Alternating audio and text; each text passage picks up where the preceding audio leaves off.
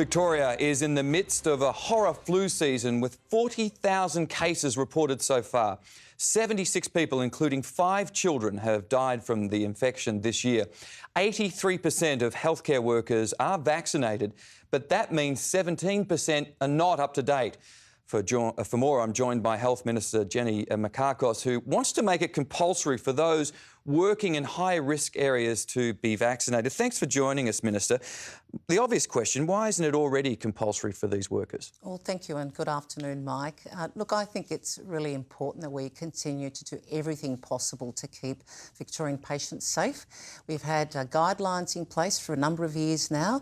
When we came into office, it was actually 72%. We've taken a number of steps to drive it up to 83%, but we want to go beyond that. We are providing a free flu vaccine to all healthcare workers. We've put it into our funding policies, but now we're going to go further and make it compulsory because we want to keep our healthcare workers safe, their families, but most importantly, keep patients safe. What happens if these healthcare workers refuse to take this vaccine? There are some people who are fundamentally against it.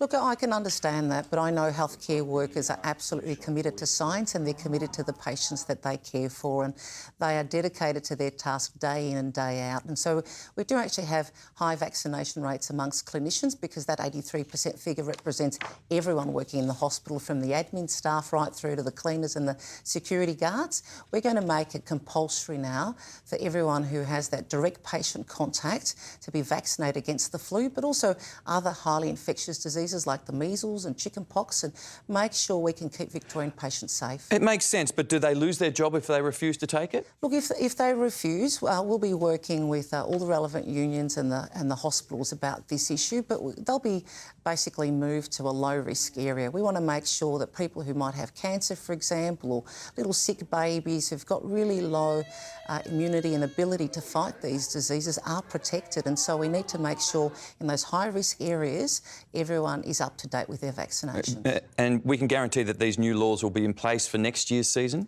So I'm starting this process now. I've made this announcement. We're going to have all these consultations. I'm looking to bring legislation to the Parliament next year. And just checking, you've had your flu vaccine? Absolutely, and I do so every year, and I certainly encourage the community, but particularly for parents, to heed our message. Sadly, we've seen 40,000 cases, but that's also 10,000 children come down with the flu this year.